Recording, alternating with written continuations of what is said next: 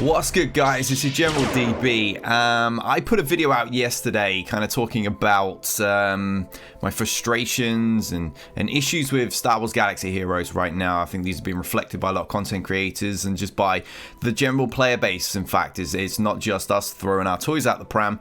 You've only got to look at Reddit, the forums, Discord servers, the amount of people quitting, the number of accounts being sold, and it's pretty staggering. The Facebook groups as well. But I received a comment, and I was going to reply to it, but it seemed quite lengthy, so I figured I would do it in a video form instead, because there are people that feel this way. But if I'm going to be accused of things, then I'm going to address it the same way that I've addressed things in the past that have been somewhat similar. So let me just get the old webcam screen, website screen up. If we flick over, you'll see this comment I received from someone called Frank B.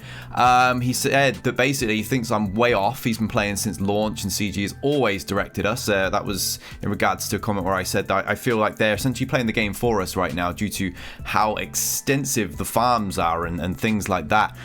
Said every time a new tune comes out, you'd have to get it as well. And if you're free to play, by the time you get it, new meta is dropped like clockwork and stuff. I totally understand where he's coming from in that point. That is somewhat fair. That has always been the case, and I've been a free-to-play player, so I've usually been slightly behind those that pay, which is fully expected.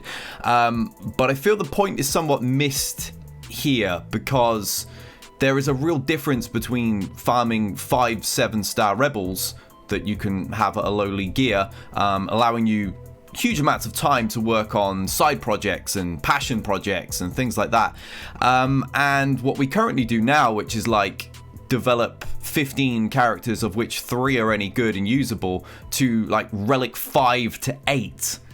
That is a staggering amount of time investment, particularly if you're free to play.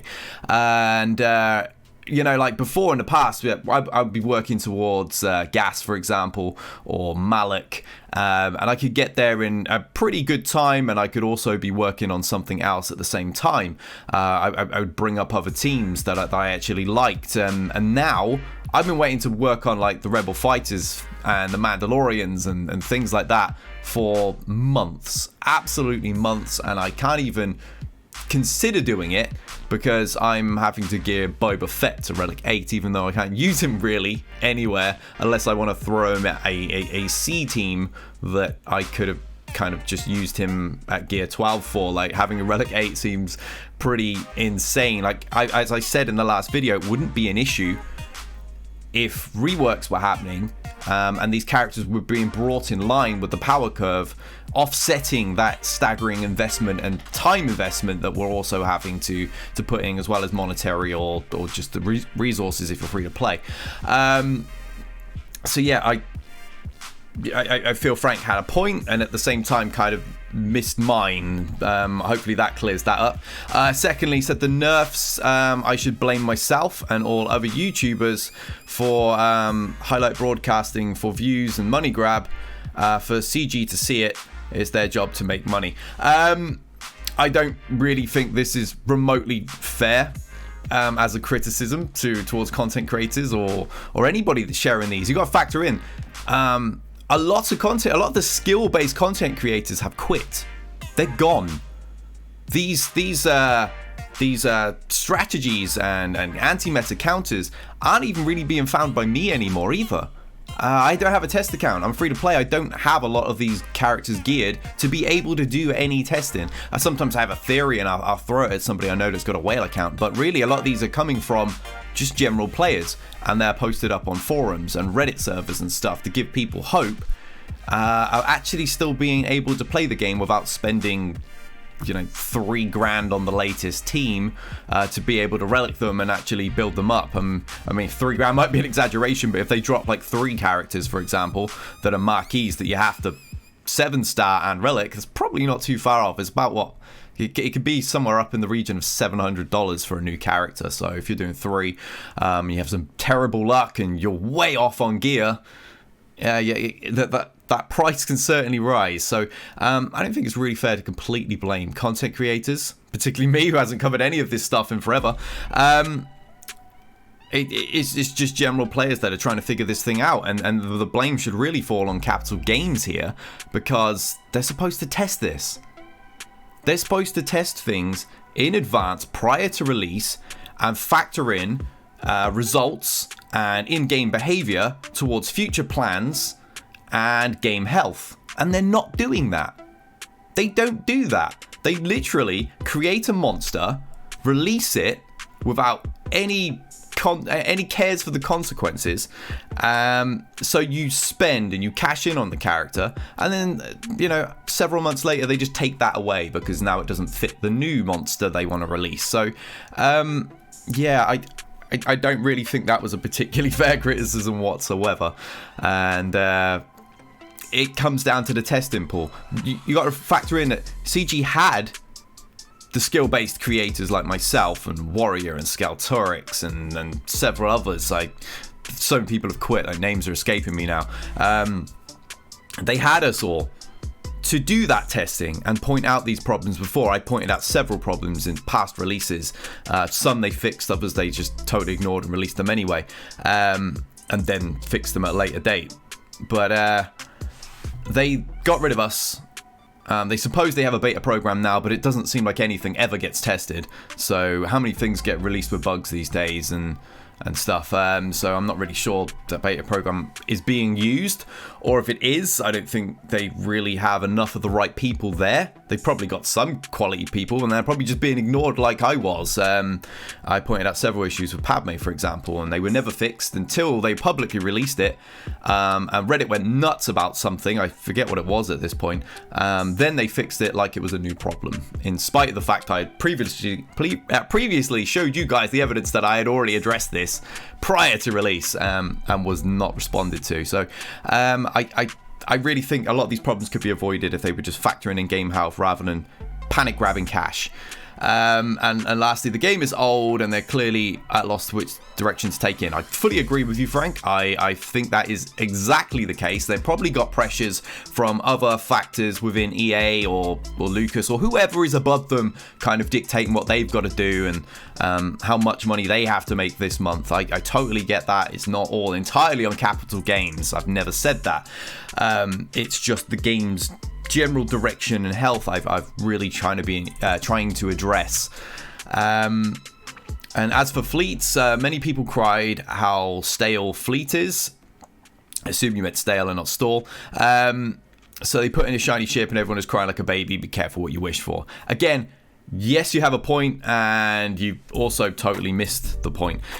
Yes, Fleet was incredibly stale because CG kind of released one ship every 2 years, and don't do anything to factor Fleet in anywhere in the game. It has no raid. It has no it has no real purpose in the game other than its initial release to snatch at more cash. The fact there's so many iconic ships still missing from the game, the fact we still don't have a Death Star raid, the fact that we don't have anywhere to really use them, those have long been a problem, and new content was needed. A new ship, yes, but it doesn't even really have a soft counter is the problem. It did on release. It was fairly balanced on release. It didn't have a hard counter. It had some soft counters. You could climb against it. You were definitely going to get slapped back by it. And it was you had some sort of hope while fighting it, allowing it to balance out in GAC and Territory War, but then they buffed it, and now you basically don't. If you go up against it and you don't have it, you've pretty much lost unless you're incredibly lucky. That just feels a bit cheap again. You know, you can freshen Fleet up without just being like, here's a super team that nobody can beat. Every game mode that involves Fleet is now broken. The game is heavily dependent on Conquest and Grand Arena for keeping players' interest and the free publicity that content creators and just general players are bringing to the game. So you have to really factor in changes you're making that are going to affect those game modes. And it seems like they just didn't do that with the recent batch of changes. The Nerfs smashed all those game modes. The new Fleet smashed that game mode. And the changes to Conquest have also smashed that. So I just think it's a little short-sighted. That's really what it boils down to. Was executor needed? Yes. It was definitely needed. I don't really think they needed to make it quite as OP as it is. Yes, we'll get another fleet at some point, which will likely hard counter it. But I've always believed there should be a fairly reasonable soft counter available. And yes, Malevolence can beat it, but it's the amount of battles it takes in regards to the odds that you have to actually win is pretty huge, you know? A lot has to go right to win. I think it's a little bit too heavy on the soft counter side. It should be slightly more balanced, so it's not like 1 in 20 that you win, or and so on. But yeah, hopefully that helps kind of give my thoughts on this. I do totally understand some of your criticisms, and I know that a lot of other people feel this way as well. And at the same time, as you can see by the other comments below, there are many other people that, you know, have their opinions and thoughts and stuff aligning with where I originally was. So by no means is this entirely on Capital Games, but there are I feel like when they try to make good, sometimes they don't see the bigger picture and they go for quick fixes rather than proper solutions. And yeah, I don't want to see the game dead. I don't want to be all gloom and doom. I really do hope that they turn things around. It's a fun game. It's an old game, but it's a fun game, and I feel it still has a lot of life in it, as long as CG listen to their players. They don't have to listen to me. They don't have to listen to Arnold. But if they're listening to the majority, then the game will be in a healthy spot. But for a long time now, I feel like they're listening to the big spending minority, who are going to get bored if the whole free-to-play community and the light spenders quit. They're going to have no one to fight but themselves, and the game's not really going to be any fun. It should be that there should be a challenge there for the free-to-play to fight those Krakens, rather than just an astronomical gap that's pretty much impossible to close, which makes it boring for both parties. GAC is really not that fun when you're one of those Krakens and everyone's got everything maxed. And at the same time, it's not really fun for us free-to-play players where there's a huge gap and we come up against one of these Krakens that's got 6 GLs and the latest ship that we don't have, which is nigh on invincible, and it's going to take 2, 3, 4 fleets to defeat, which is an auto loss in itself because most people are skilled players and clear everything first time. So yeah, it's a rough time in this game right now. I do hope it gets better. Obviously I am covering other games, but things need to change. Hopefully you'll understand my counters to your arguments, and hopefully CG do too. I really can't speak today. I do apologize. I'll catch you guys in the next video. Till then, we out of here.